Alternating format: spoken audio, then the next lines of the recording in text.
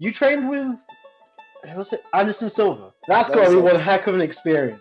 that was amazing. To be fair, that's like he taught me something that I still use it today. It's something so simple, but like oh my god, why didn't I abuse of that more? You know. So you were there coaching So they did to do they did a MMA. session, yeah, and I kept on telling them, oh, take it easy, guys. And they kept on swinging at each other.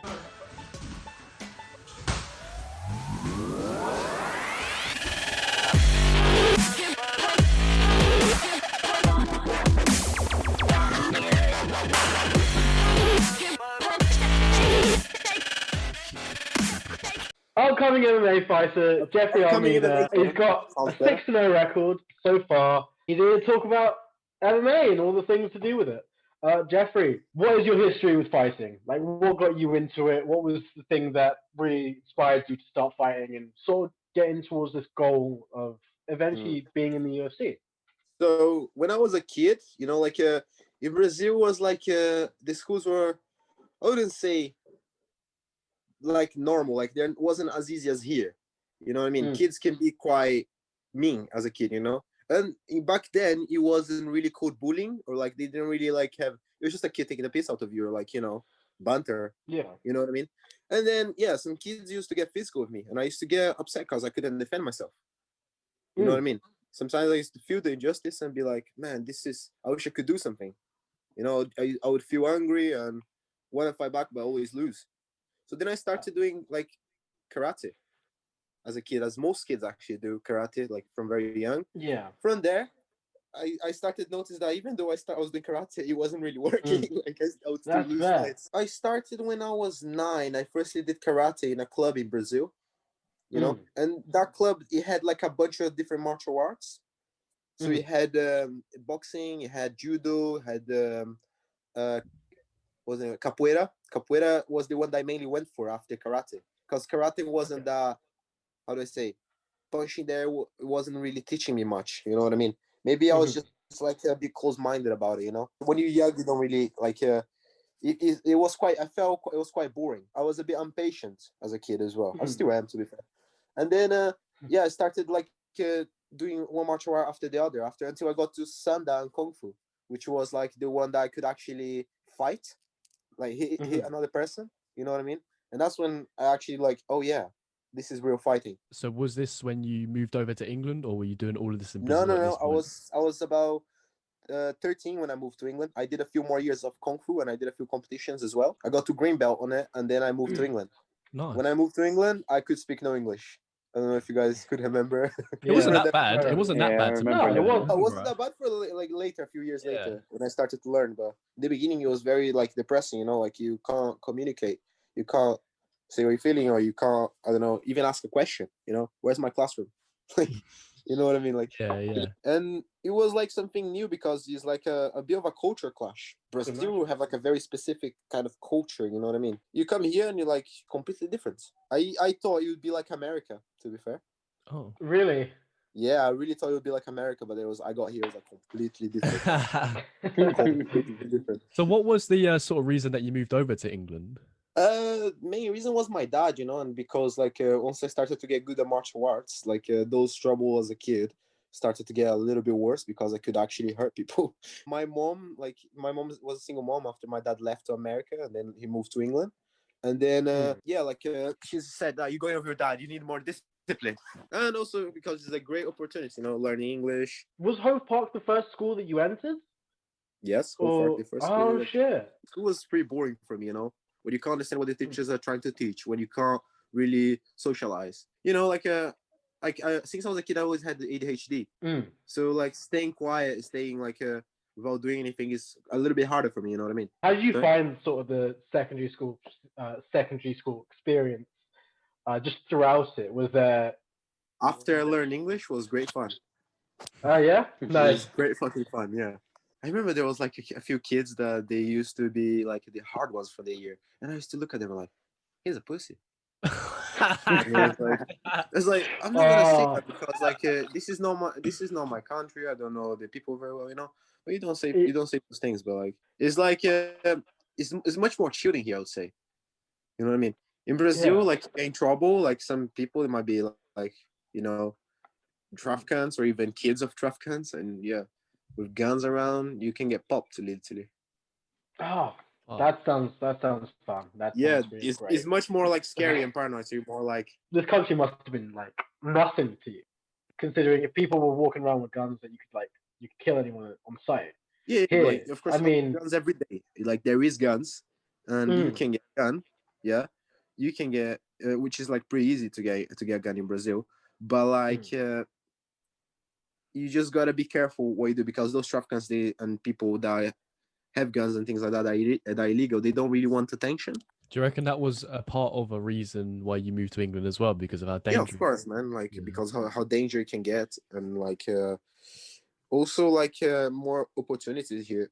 Even if my plan was to come to England, learn English, go back, and go back to living. But then I noticed like, why would I go back to a country where like even though I got English, which is already not many people speak English in Brazil, which is already something that differentiates me. Like, how much money would I be able to make there? From here, if I do like an ordinary job, I can make some like, I don't know, 3 times more than a person does like does go like a proper job in there. Yeah, like you said, there's a lot of opportunities over here as well. And there's probably a lot more opportunities for your MMA career too over here, because obviously it probably didn't really kickstart over Not there. about that, not as much as Brazil, to be fair. Oh, really? But to be fair, Brazil, they have like many fighters.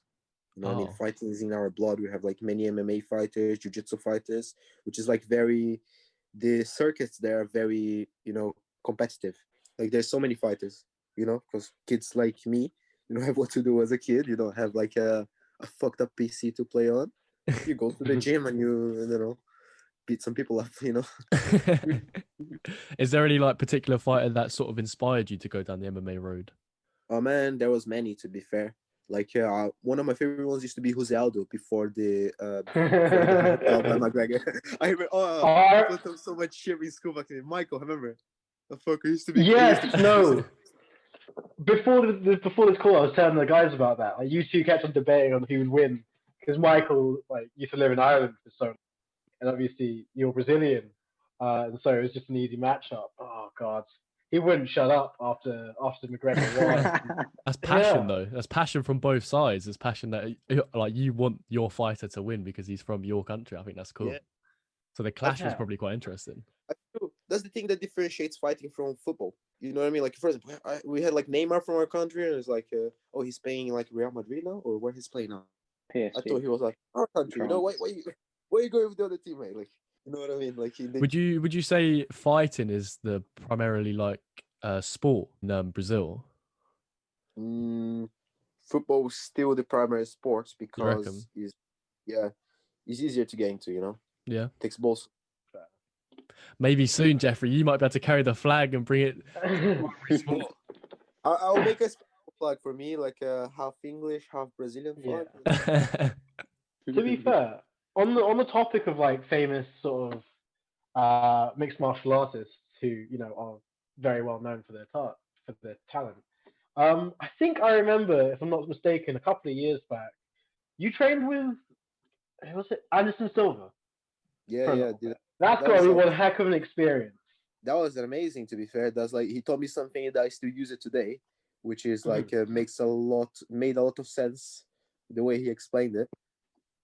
Okay. And like it's something so simple, but like so like, oh my god, why didn't I abuse of that more?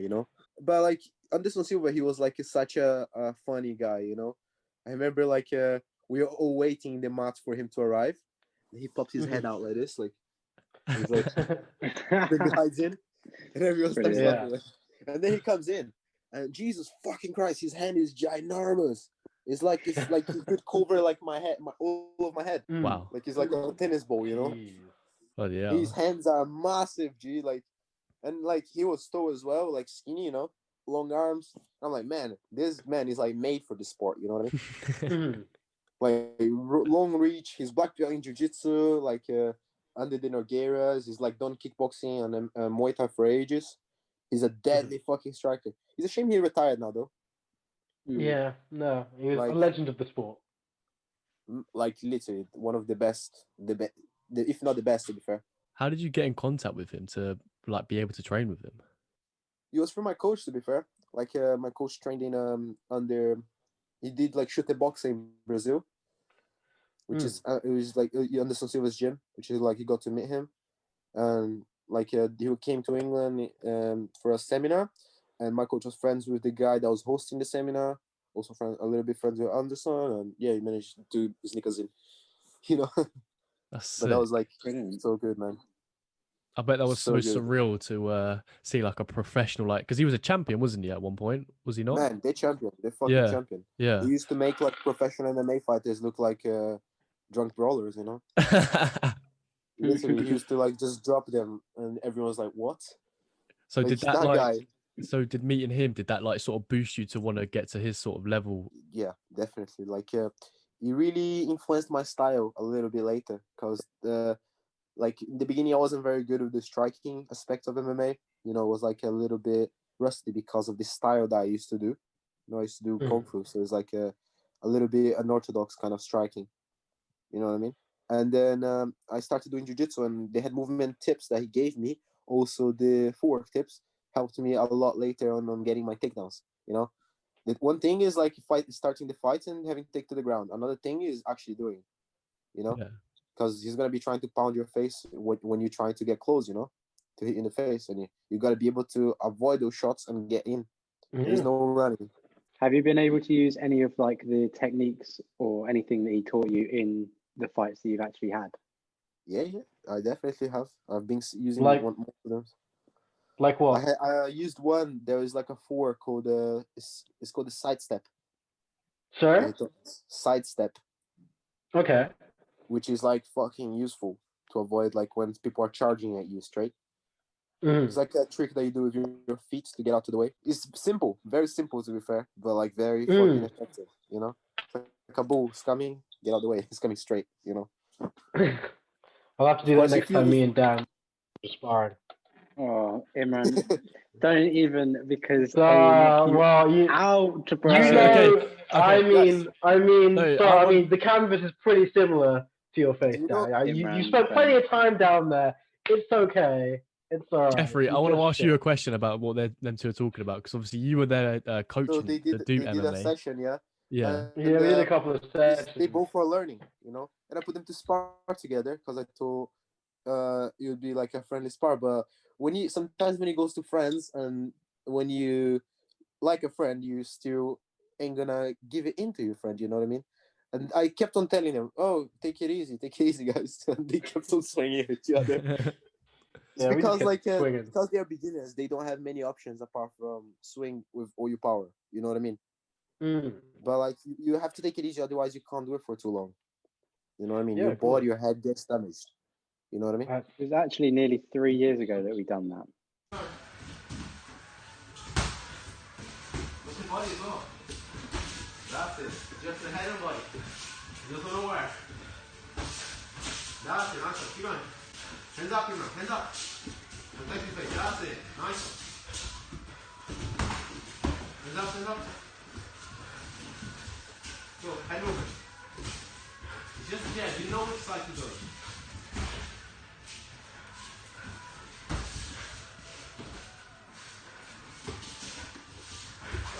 Nice. Keep going. That was beautiful. Fuck Yeah. 3 years ago. We haven't become any better, Jeffrey. I'm very sorry. We haven't really done there's much not with much. it. You can speak for yourself, Imran. I mean, you know, it's alright. I've had 2 Dan's charity still shit. boxing fights.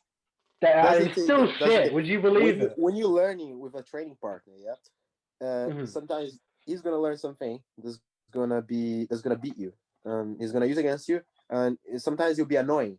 Like at some point, Dan. Imran was doing, I think it was just a jab and cross straight. He managed to get straight, and then was trying to get out of the way from that, but he was going the wrong side. And Dan, then, take he notes, kept doing because that. then next time you might beat me. Oh. Yeah, but then Imran, then bro. if you go again, at some point you'll be able to kind of find out how to do the puzzle. Like you were able to learn what to do in that case, and then sometimes you make something new, and the other person's gonna get caught with it. On the topic of teaching, so obviously you do your own one-to-one sessions and you've taught plenty of lessons, I'm guessing. What, for those who might be, I don't know, listening, who might just either want to get into the MMA space or have been in there for a little while, what would be the main advice you give to them, just sort of starting out, if you're intermediate or if you're a professional, just anything? First thing, you need to focus on having a good diet. Okay. Yeah. Right. If you don't feed yourself well, your body won't have what it takes. Second thing, you need to train a lot. You need to sacrifice time for it. You need to go do your cardio as well. Without that, you will not be able to fight for too long. You know what I mean?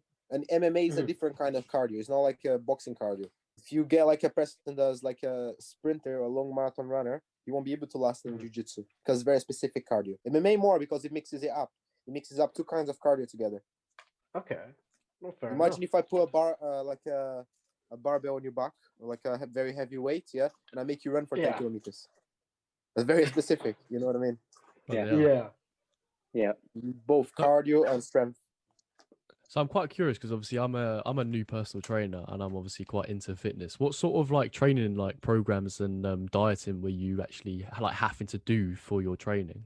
Well, one diet that I got that I followed as younger was the Gracie diet, designed by. Let me see if I can get you this guy here. Designed by this guy here. Look. Oh. Oh wow, nice. He's Helio Gracie. Oh. He's a Brazilian creator, inventor of jiu-jitsu.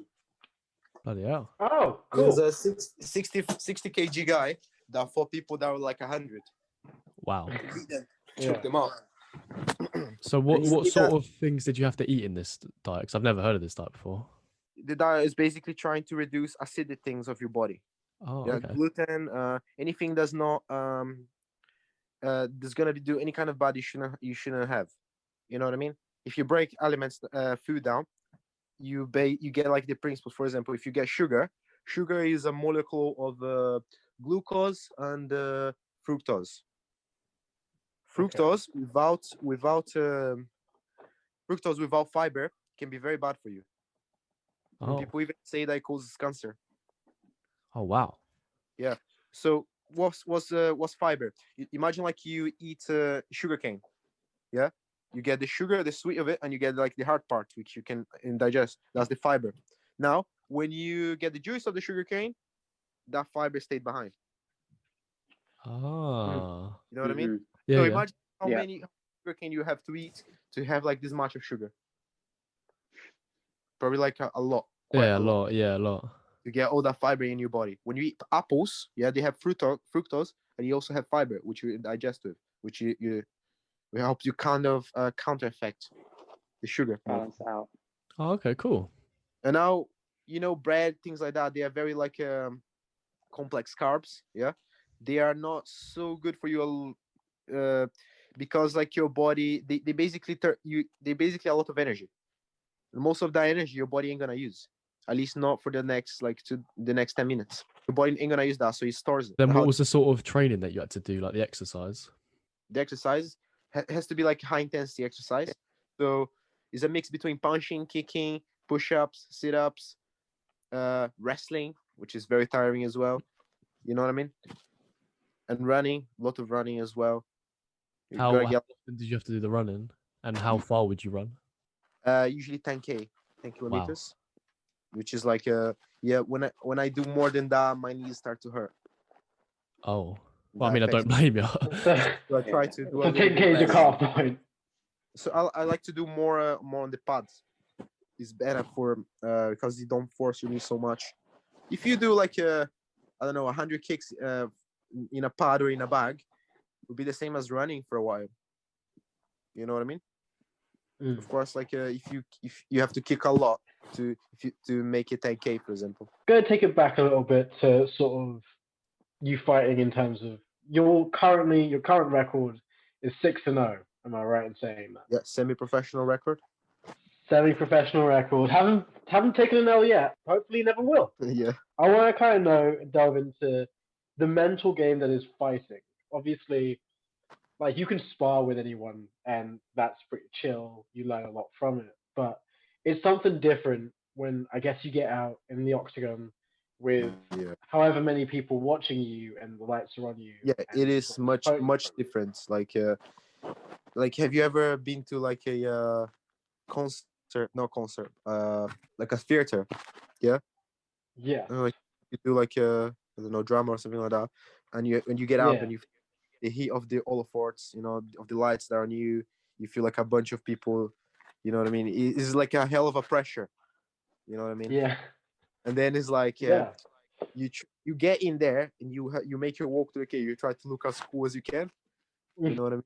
Then they announce your name, and usually the opponents are gonna boo on your name, and it's like that makes like it's a bunch of feelings, and after that, like you have to fight, which you get your adrenaline even higher. I think the worst mistake I did fighting career so far is drinking a Monster Energy drink before a fight. Oh, Really? Okay. You're, And what did that do for you?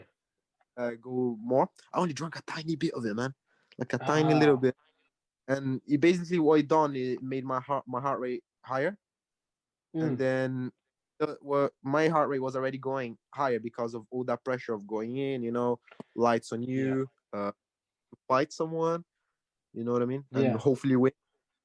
Pressure's on you to win, and Monster Energy drink with a little bit more, it got like too much. I can definitely vouch for that because I know mine's not on the same level, but the first charity boxing fight I ever done, I actually had a pre-workout before the fight because I was so nervous, and I was like, I need to have energy in the ring.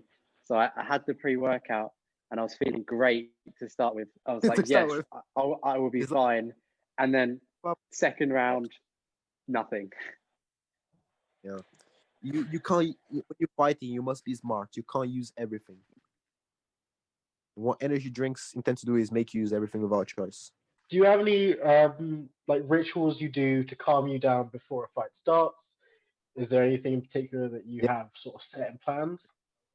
Up, a long as fucking up. Take a long up. I literally went to the gym. I grabbed one of these because I usually bring it with you to warm up. I laid back and I fucking slept. Fucking hours. Fair. I woke up like 4 hours later. My coach saying, "Time to wake up is like about 50 minutes for you to fight." Mm-hmm. Time to start warming up, and like I never fresh in my whole life. Wow. You know, that was so good. I had energy for the whole night after that. That's sick. Yeah. And you won your fights as well.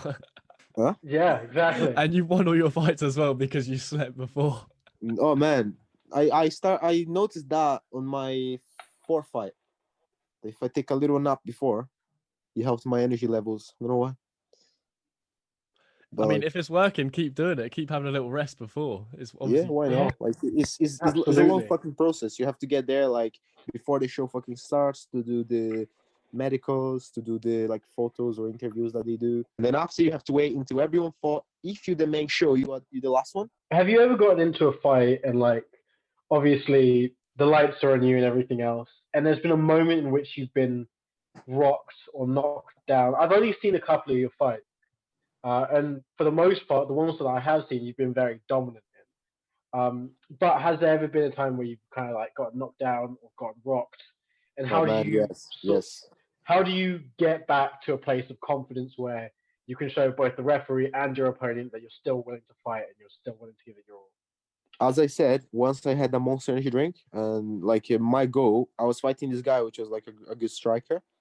So my goal was to take him down, not let him punch me in the face while I do that. You know what I mean? And I managed to take him down in the first round, and then I felt like I had like a lot of energy. I worked a lot, you know, and then I didn't manage to finish though. I got very close to finishing, but he got saved by the bell. And then after that, I felt so ill. I felt like I was gonna throw up. Is that what you had third round? Not knockout, but like, I think I might have seen that fight. Yeah, and then I kept on umbering him, going for his arms, but he kept on defending himself, you know. At some point, I nearly broke his arm on the fight, but then he didn't tap. Like his arm, I bent his arm the other way. You could see like the elbow was like about to snap. Yeah. But somehow he managed to escape.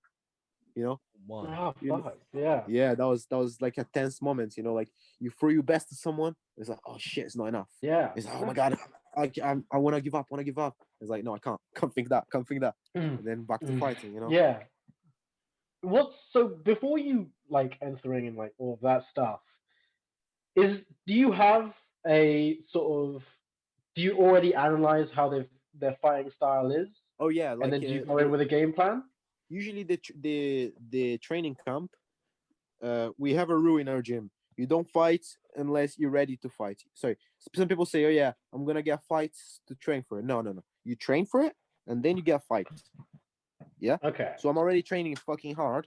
Yeah, very very hard, as I can on sparring, on running, on conditioning, and then the month of the fight is gonna be usually like who a month before the fight who your opponent is, and then you start preparing for that guy. How intense are these camps? How long do they last for? Oh, intense as fuck. Yeah, intense as fuck because very intense. It's always like you always feel like I'm gonna die in the camps, but it's normal. You know what I mean? You have to get your body to the peak of peak performance. Mm. That's how you guarantee a win. You train hard, fight easy. That's what we say. Mm-hmm. Nice. I like that. Train hard, fight easy. Nice. I'll tattoo that on my body somewhere. Train hard, fight easy. Dedication right there. For anything in life, exams, anything like important you need to do, prepare for it. Yeah, prepare. Oh, yeah. Your brain is probably thinking through training like, oh no, I don't want to do this, give up. Did you just ever like say to yourself like, look, you're going to be a UFC champion when you're older, keep going now, otherwise you'll never get there? Or was there something else that you used? Every day, man. Every day, like I tell myself, like I fucking said on the school thing, I'll be on the school picture. Oh yeah, the yearbook, yeah. Like if you don't work for you, like no one will. You know what I mean? No one else can do that for me. How long do you think it's going to take you to get to that point? I don't know, man. I don't even know if the UFC is still gonna be the main event. When I get there. Really? Yeah. What do you reckon will come up? Man, before there used to be a organization called Pride that used to kind of like settle up the MMA world. They used to do in the ring. I used to be like difference. Then after they had like a bunch of other federations, but UFC you slowly started rising to the top because they used best fighters of smaller organizations to fight for them, and they actually like made a proper ranking where you can go up the ladder. Yeah. What to get to the UFC? Because I have no idea how this sort of sport works in terms of how you get recognized. Is it just luck, or is it like a certain process where you go from one place to another? Yeah. First, you need to go professional. Yeah, you need to make like a professional record fighting small shows, and then that you have to get to a medium size kind of show like Cage Warrior is a good one. Something that like you can give like a pro fight and fight someone that's good too. You know what I mean? No one wants someone that fought like bumps. You know what I mean? And like because as soon as they step to the UFC, they get killed. Yeah, that's what happens with quite a lot of fighters. Have you seen a guy called Ben Askren? No. Oh man, you had to see the knockout that he got. The other guy got him with. This guy was What was the knockout like? Because I saw one sick knockout the other week. And his knee right in the face. Boop. You just see the guy's head. Oh. Yeah. That was very fucked. Because like he was a really good wrestler. He was like champion of competition that was in Japan called One Championship. Might become the next big. So, you never know. But yeah, he fought in the organization for a while, and then he got to the UFC, and he got newly killed. And he won one fight in the UFC, but like he was a very controversial one. Sorry, Jeffrey, you cut out for a lot of that sentence that you just said. Do you mind just going back about like 10 seconds and resaying it? He got like the best in this organization. Yeah, then he moved to the UFC. Yeah. He got one fight that he won, but like because the ref stopped too early. He got him in a choke, the guy in a choke, and the guy was trying to get out, and the ref thought the guy passed out. So he stopped the fight. Shit. And then after that, he got knocked the fuck out. And that was it for him. They still make jokes like of his ghost flying around. Even though he's not dead. Jeffrey, I want to ask you 2 final questions quickly. One of them is, will you spectate and affiliate a fight between me and Imran? Don't do this. Stop it. No, I need to get into shape. Leave me out of this. Leave me out of this. What kind of fight? Probably just A boxing match. Come on, guys. What the fuck? Man, I was thinking making like something actually worth watching, you know, like a fight to death. Both it will be worth watching. Don't worry. I agree. Yeah, do that one. Yeah, let's do it. To death. Decided. Send my condolences to Izzy beforehand, just in case. Oh, brilliant. I think that's how we should fucking choose our leaders. You know, we should make them fight. Fuck voting. Oh god. That's a bagging topic. That is a bagging. Imagine Boris Johnson against Trump. That fucking. I don't like either of them. Just winner gets home. Oh. Pay-per-view. All the bellic power. You know what? Imagine if that's how, like, back in the day, you'd win a country. Like, in terms that's of how like, used to do back in the days. You know, 2 armies. Both leaders get in the ring. Whoever wins gets the. That's how they used to do, man. Oh, I'd love that. I'd love to see it. I'd so pay good money for that. We shouldn't fight for our leaders. They should fight for us. I mean, in the literal sense, that's pretty good. But yeah, no, of course. And I think there was one last question from Dan. Yes, the final question I want to ask is, I usually ask everyone this right at the end of the episode, just so we can get a proper gauge of our guest. Jeffrey, where do you see yourself in 5 years' time? 5 years' time. I see myself with a record of at least, I'd say 10 or double digits number, and hopefully making my way to the UFC, you know? Yeah. Like 10 professional?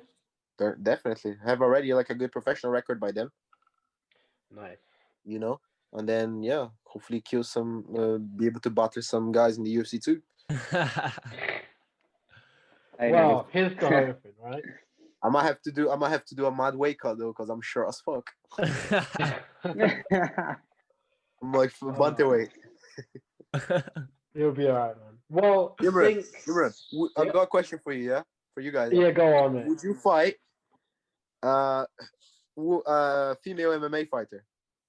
No. No, they beat my ass. They hand it to me in pieces. Like, they, without a doubt. You think my fat fucker... get, though. Sorry? Imagine the views you'd get, though.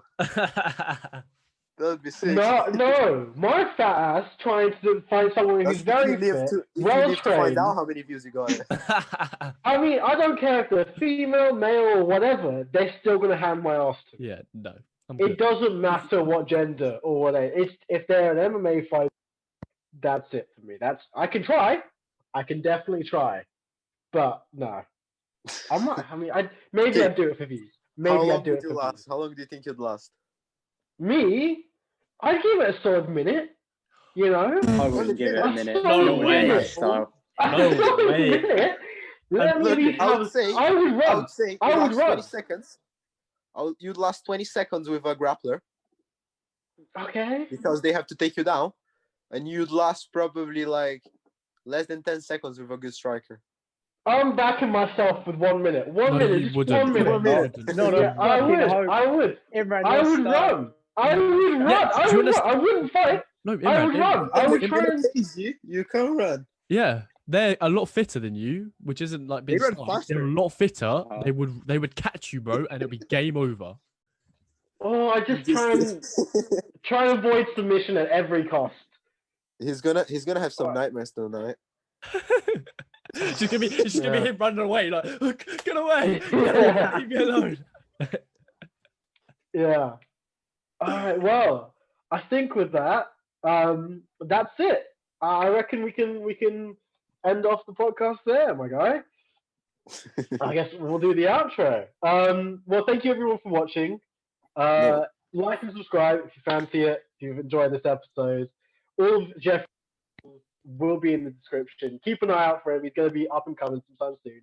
You'll definitely see him. Come watch me on the local shows, either Portsmouth, Shockenow, which I'll be fighting as soon as lockdown ends, and Victory Fights, and whatever other show there is around England. There's a few. Hopefully there will be a few going. If they all haven't gone broke already. Hopefully. Yeah. Hopefully. Well, give us a message whenever they do happen. We'll put it in. We'll put it on the story. If you want to see any of us on the Unstructured Podcast, our links in the description. Our Instagrams will be in the description down below. And from us on the Unstructured Podcast, we'll see you next time. In a bit. Bye. Hey guys, thank you. All right.